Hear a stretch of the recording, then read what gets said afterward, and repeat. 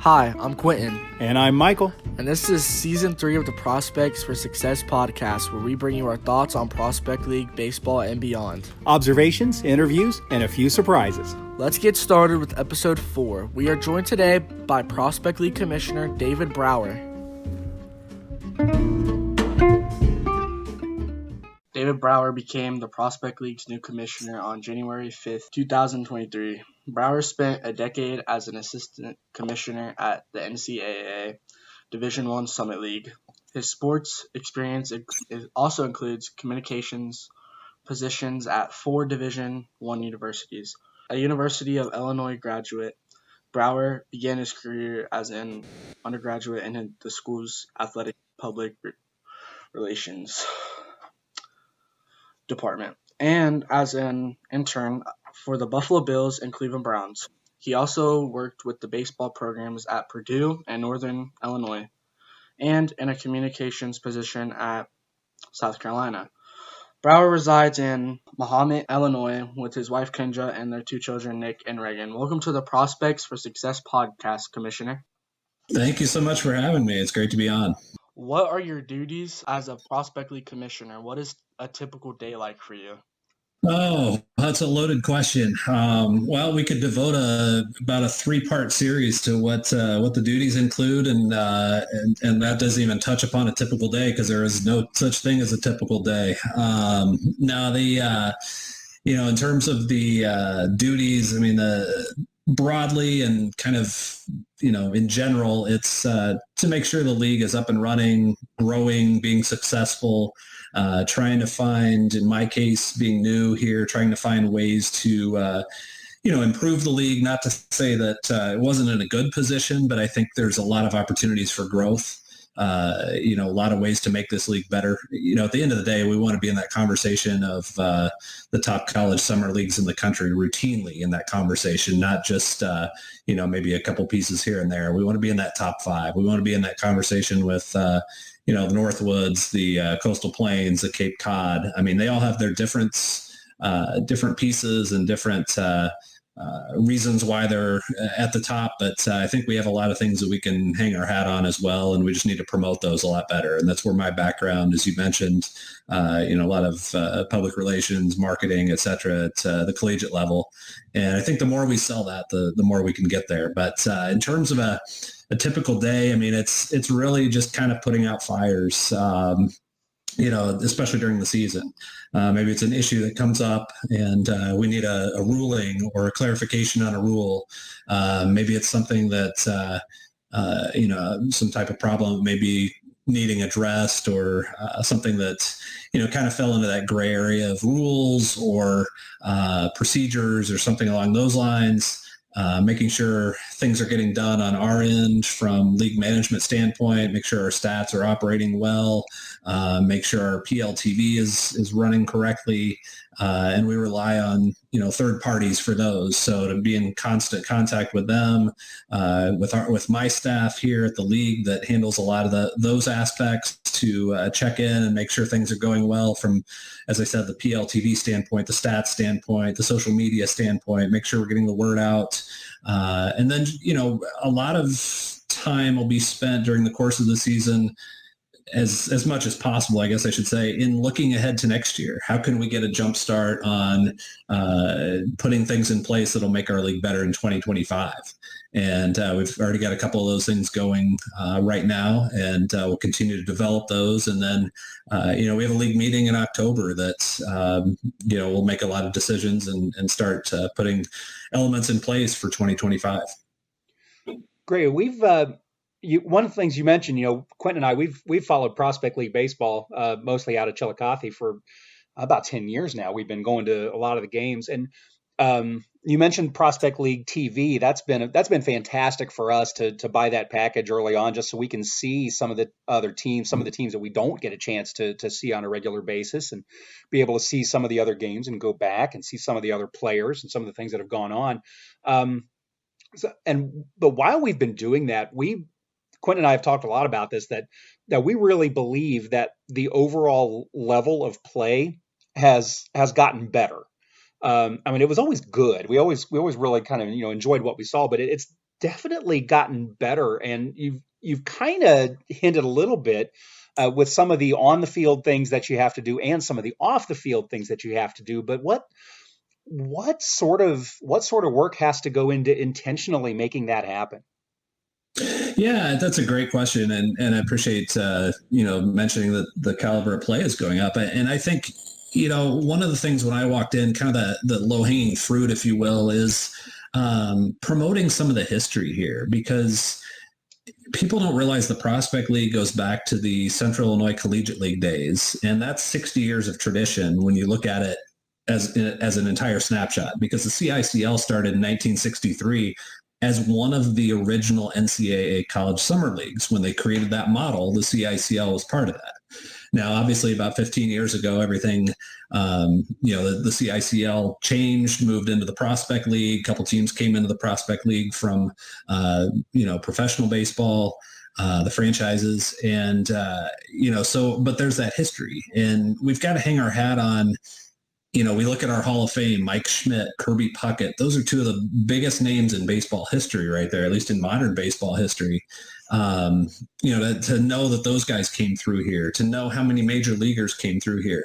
But ultimately, I see where we haven't captured that audience is recognizing for our fans what schools these players are coming from, where they're playing, and what they're accomplishing in college baseball. Now, granted, college baseball doesn't have the mass following here in the Midwest that they have down in the SEC or some of the other hotbeds of the country when they talk about college baseball. But, the more you can have that name association, I went to school at the University of Illinois. You guys are in Ohio. So Ohio State, when you say those names, people know, okay, these guys are good players. They're playing in the Big Ten.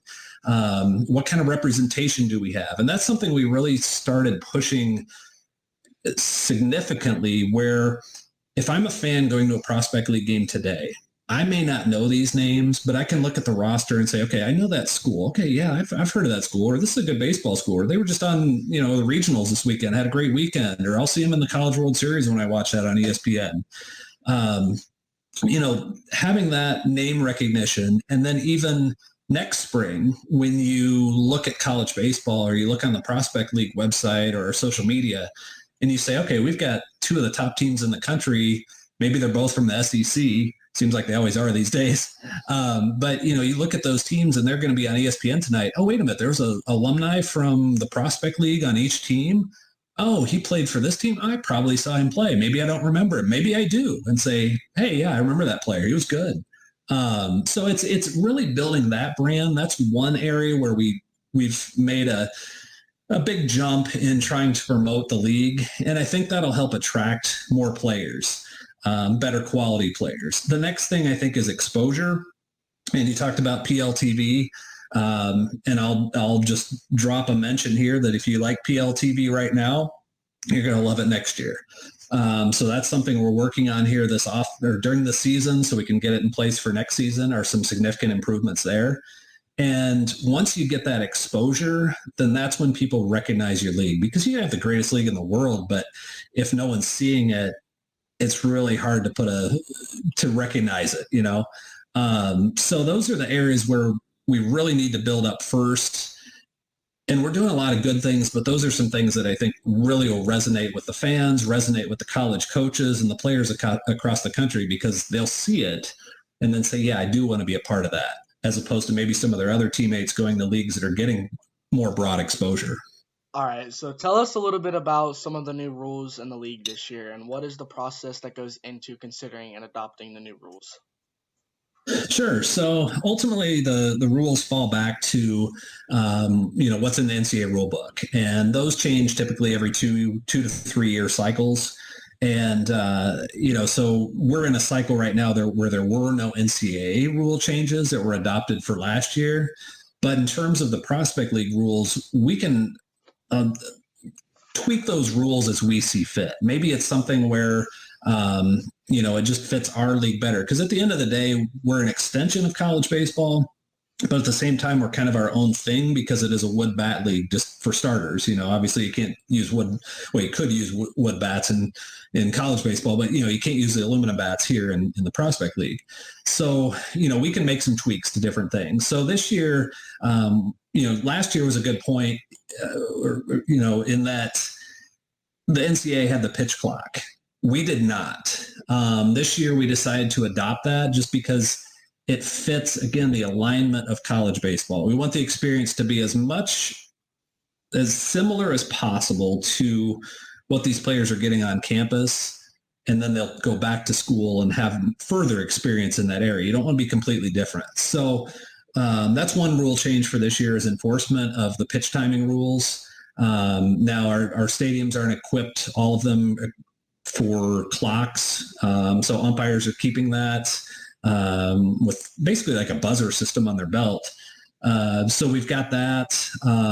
We've tweaked for, I guess, for the entertainment side of it and the fan excitement side of it. We've tweaked the player props rule this year, where players can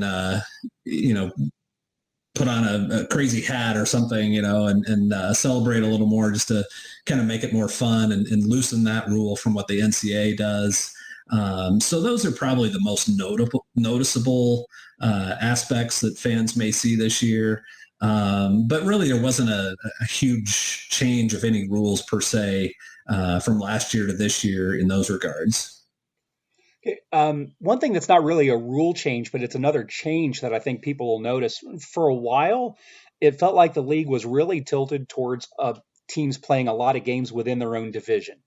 But as the league has expanded, it feels like we're seeing more of a variety of teams across the season. So what are some of the challenges that are involved with that, and why did the league just eventually kind of think it was, it's a good idea to expand the number of teams that you play across the season? Yeah, it's a very delicate balance that you have to strike when it comes to scheduling. With 18 teams and with we're spanning from basically Pittsburgh to St. Louis to Iowa to Tennessee. There's a lot of ground to cover there, and the schedule itself still, if you dive deeply into it, the priority is still geography.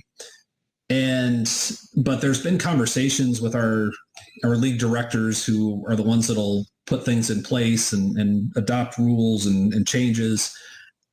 There is an appeal if I'm in a certain location, kind of like what Major League Baseball has done. When I'm in a location, I want to see the other teams. Maybe it's a cycle of, you'll see a particular division one year, and then you'll see them, you'll go on the road to their place. You'll just rotate through, maybe see them every other year, every 3 years, something along those lines. That's what we're trying to figure out a little bit. And then the burden for travel isn't solely on the same teams every year.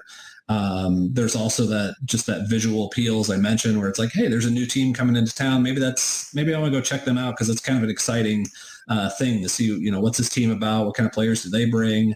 What their uniforms look like, whatever it is. I think it's always good to mix that up as well. So it's definitely a fine equation that we have to put together in terms of scheduling, because you don't want to make teams over travel if we can help it. But at the same time, we also have that need for everybody to kind of share that burden of travel. Several teams now have a trophy that they play for across the season, with the limited number of years a player can play and the limits on the number of players from the same school. This seems like a way to boost interest for the fans and the players. Is that something teams pursue on their own, or does the league work on that? Yeah, that's something the teams have done, and I love it. I think it's great.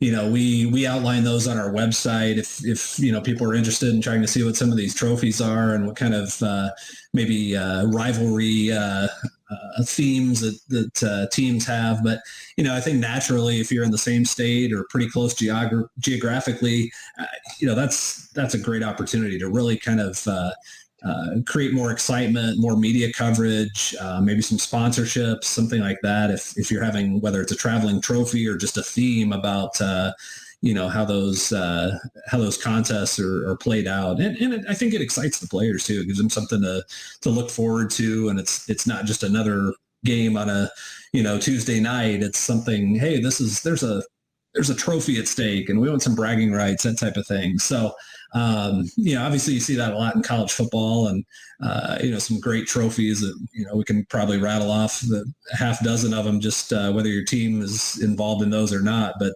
I think that's something that's really good for the league and good for our teams. The more we can grow that and definitely good for the fans and the players. I gotta say, we're looking forward to sometime being able to catch our first Battle of the Billies live. That's one we're looking forward to. Okay, we've got some really interesting ones. I was at the Thrillville Cape, the deciding game last year of their trophy, the border battle there with Illinois, Missouri, and I think it's great. I mean, it definitely. Creates like I said, a little more incentive to play that night. If it's coming down to that particular game and who gets this trophy, some people may think, oh, is it really that big of a deal? You know what? If you're playing for it as a player, you're pretty excited about it. All right. Well, speaking of the of ramping up the pressure, it is time for the Texas Pete Hotter Hot Sauce, Hotter Hot Seat. Commissioner, we have got 5 questions for you that you have not seen in advance, and we're going to want your first reaction to these questions. Are you ready? I'm ready. Let's do it. What is your favorite movie that involves baseball? Oh, that's a great question. I've got to kind of think this through. Field of Dreams is obviously a natural just because of the storyline, kind of the family relationship, the father-son bonding. I think that's pretty cool. I've been to the Field of Dreams, and I made it a purpose when visiting with my son that we got a baseball and we played catch in the outfield, and he still has that as a keepsake because it's got the grass stains on it for any time it might have touched the ground. So I think just, from that standpoint, I think that's really good. But I'm also somebody that loves the humor and kind of, that aspect of movies. So Major League has to rank up there pretty high as well. And I love Bob Uecker. So that's, I'd have to put that as like 1 and 1A maybe. You just arrived at the ballpark. The first pitch is about to be thrown. You haven't had supper. What is your order from the ballpark concession stand?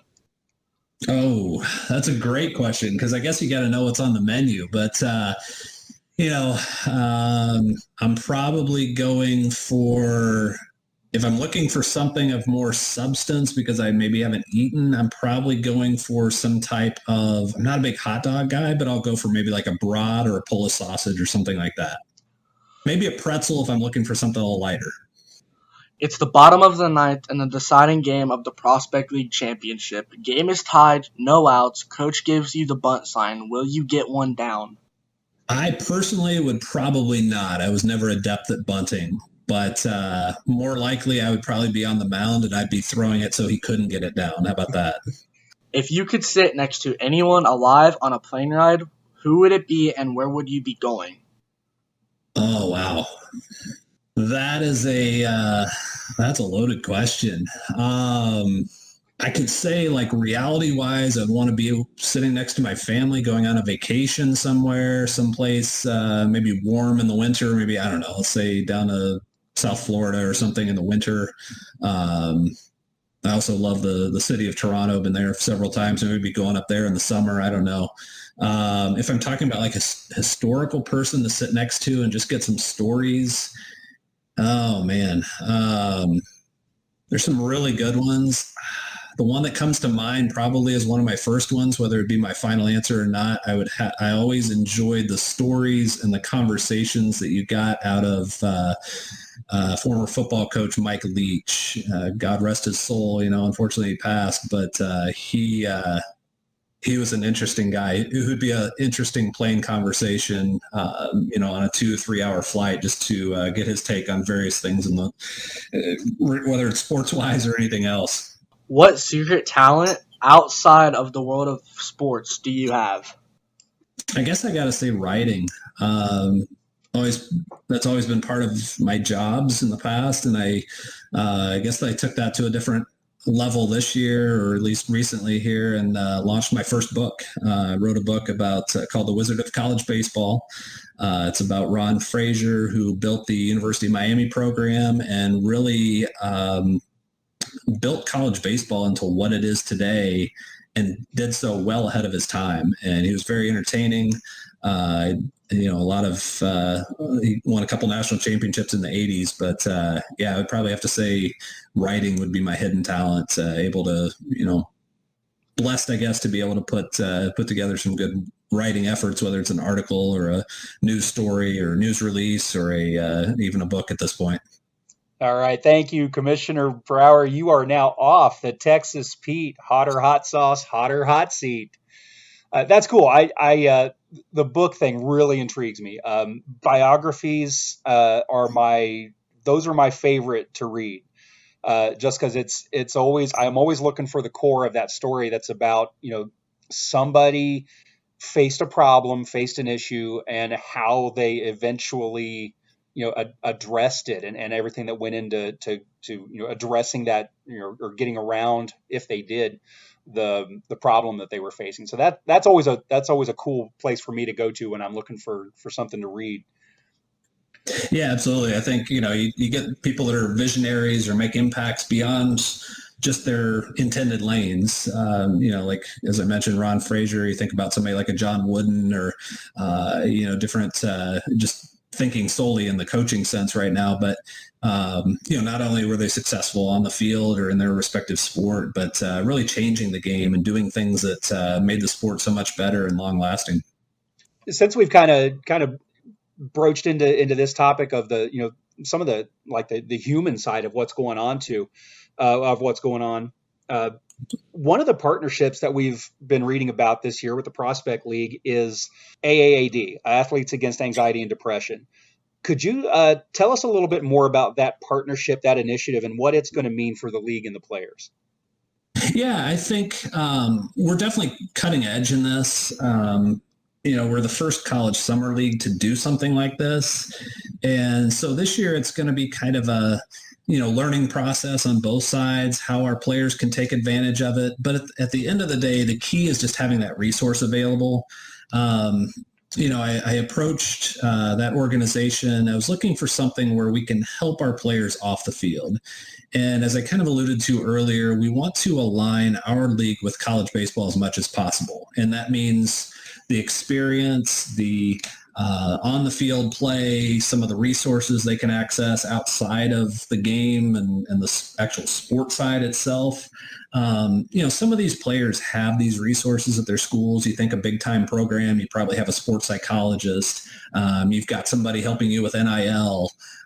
You've got, all these different things. You've got, probably a vast staff of trainers doing things. And those are some things that I wanted to put into place here, especially for the players that maybe are at smaller schools and don't have access to that, or they haven't even thought about it. So for example, last year we started with the name, image, likeness partnership with No Cap Sports. Really, that's to get our teams thinking in that regard, get our players thinking about, I'm young in my college career, but when I go back to campus, maybe I'm the starting player at a program that's pretty high profile.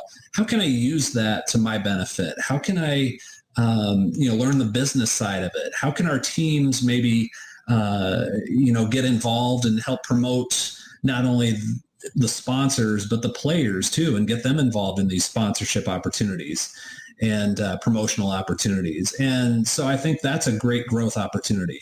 Last year, we also did armcare.com, which is a fantastic resource, especially for pitchers, that's really cutting edge training and keeping them healthy. I mean, obviously, we all hear about the arm injuries and those types of things. But here, maybe our players look at this and say, hey, this is some training that I didn't know existed, or maybe my school doesn't do. But if I do this on my own, I'm going to get that much better.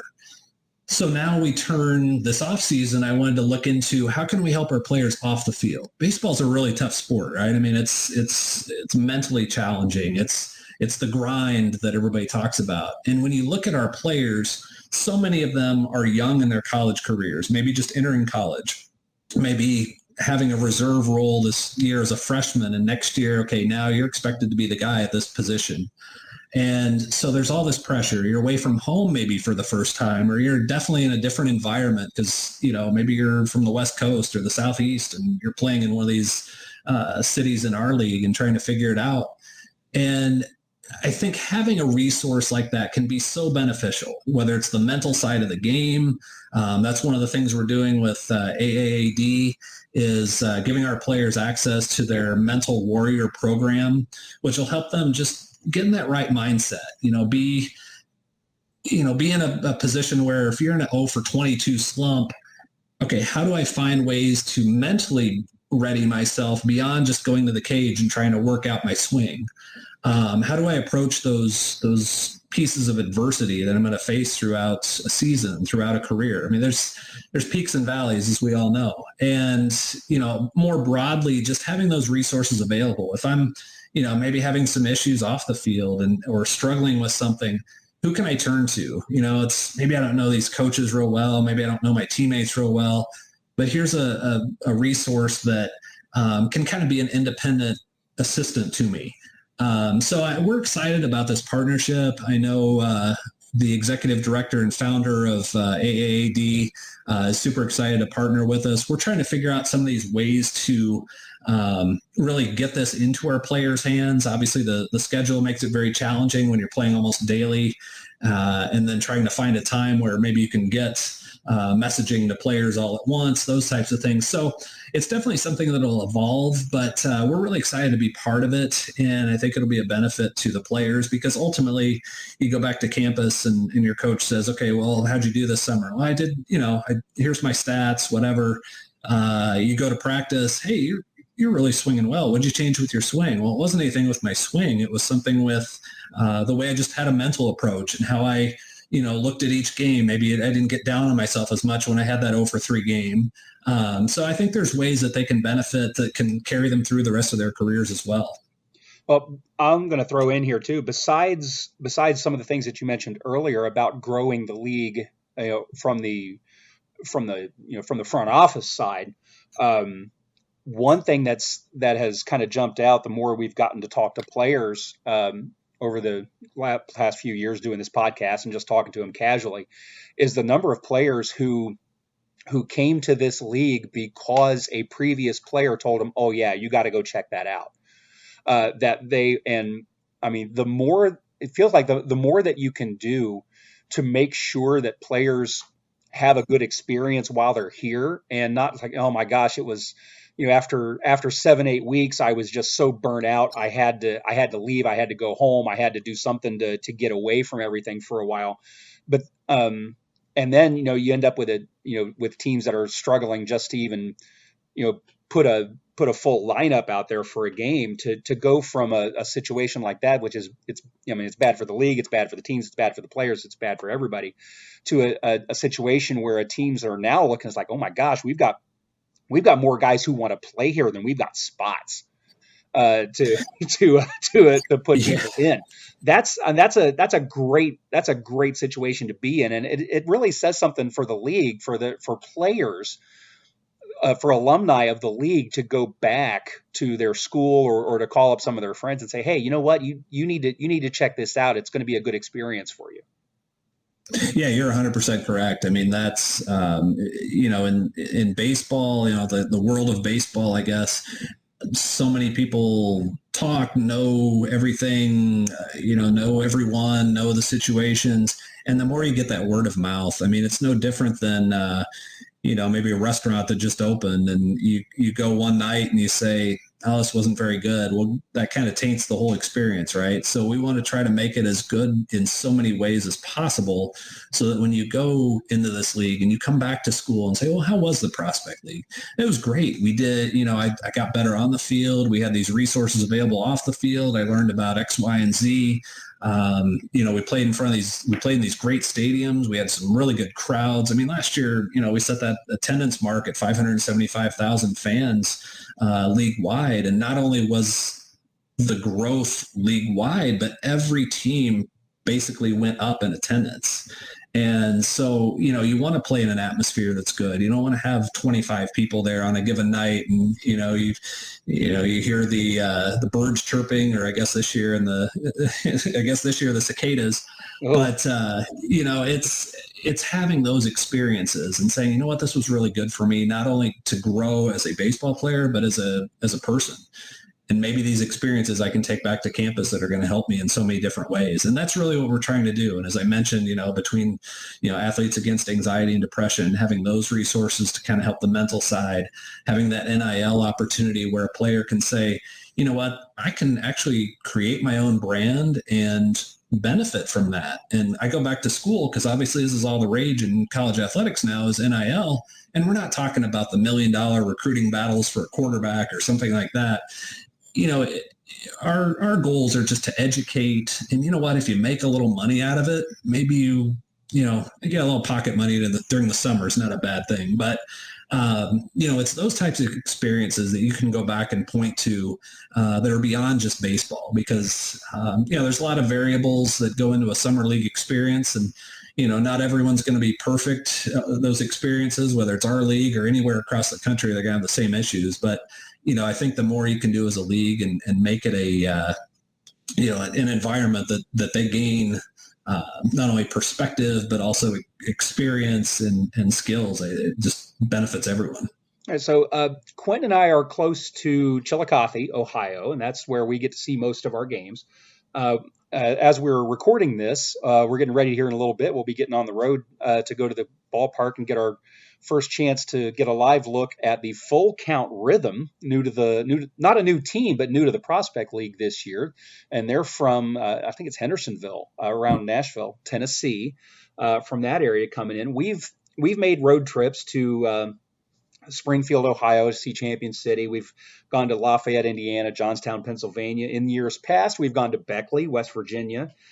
We used to have the Butler Blue Sox, Butler, Pennsylvania, come through town during the season at least a couple of times.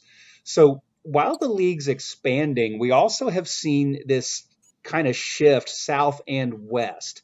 So we know that expansion involves the number of teams, but also the geographical area that the league covers. What's that balance like for you between growing the league and getting too big?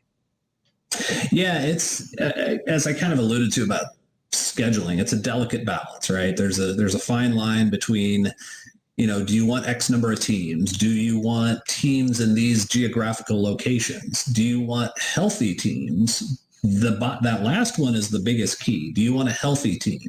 You could pick up and put a franchise pretty much anywhere in our footprint, but is it going to be long lasting, and is it going to survive and do well? And that's the biggest key, I think. I think there was a time in this league where expansion was definitely a significant priority, and there were a lot of new teams at a given cycle. I think now we're in a position where we can be more selective and select not only the geographical locations, select franchises or markets that are poised for success. And with these two new teams that came in, they both met those criteria. Obviously, you look at our footprint, and there's, we could definitely want to prioritize Ohio, try to get out that way, because we have a lot of teams in the Western side. We're definitely Western heavy. But at the same time, where can you get some markets that are going to be successful? And I think Dubois County in Indiana, they were in this league at one point. Sean Mania in the major leagues pitched on that team when they were a Prospect League member in the past. But that was an established franchise, and so was Full Count Rhythm. And they both brought some really good pieces to the league. Not only is it an established franchise that have been successful in their old league, but ones that are in markets that fit our footprints and maybe tighten those a bit in those areas. Now, future, again, we're probably looking more selectively and probably more at geographical areas. But if there's an opportunity to go into a market, maybe if you're even heavy on that side already, and it's a really good market, why wouldn't you go there? So again, it's a delicate balance. Ultimately, the league directors make those decisions in terms of who they want to let in. But travel is a concern on the eastern side, so you want to try to balance that out. But if you have an opportunity to get some great franchises, especially if they're already established, I think it's nothing but a positive. Are there any Prospect League surprises that you can let us know about that we should be looking for in the future? I gave you that hint about PLTV. If you like it now, you're going to love it next year. So stay tuned for that. It's something we're working on here during the summer. I think it would be a big step for this league in what I have in mind in terms of growth and what we're going to try to do with this. So hopefully we'll have something probably after the season completes this year and leading into 2025. Did I see something come through about the possibility of the All-Star game returning? Yeah, we voted on that returning starting in 2025. That was discussed at our league meetings, our annual meetings in February. And so that's been voted on. We'll bring that back in a cycle of 2025 through 2028, a 4-year cycle. We'll announce those locations, at least the first one, very soon, and make those public. But I think that'll be an exciting step for us as well, because, at the end of the day, the players, that's a great reward for them. I think it causes or creates more excitement for our players, for our league, for, the host site, and gives us something to market a bit as well in terms of visibility. So, that'll be coming back starting in 2025. So we're looking forward to that. So, a couple things on the horizon here to be excited about, not to diminish 2024 at all. I think, last year we had an incredible season with attendance records, and then also a number of alumni that did some great things. You had MLB World Series champion, 2 players on the College World Series champion. We had MLB All-Star, National JUCO Player of the Year, consensus All-Americans at the D1 level. This year we probably have, 2 projected first-round picks that played in this league. And hopefully another attendance record. That's what we're aiming for, at least, and another exciting season. But certainly some things on the horizon too that are exciting and coming down the road. Well, Commissioner, it's been fantastic talking with you. We really appreciate you sitting down and talking with us for a little bit today about Prospect League baseball. What's happened, what's happening now, and what's to come. Wish you the best with the rest of this season, and hopefully we can cross paths with you down the road at a stadium here sometime this season. Sounds great, Michael and Quenton. It's great to be on. I appreciate you having me, and happy to do it anytime.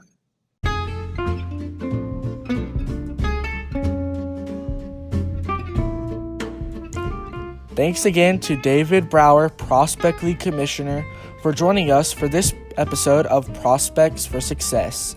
Check out prospectleague.com for more about the Prospect League, and check out Ron, Fraser, book.com for David's book, The Wizard of College Baseball, How Ron Fraser Elevated Miami and an Entire Sport to National Prominence, from University of Nebraska Press. See you at the ballpark.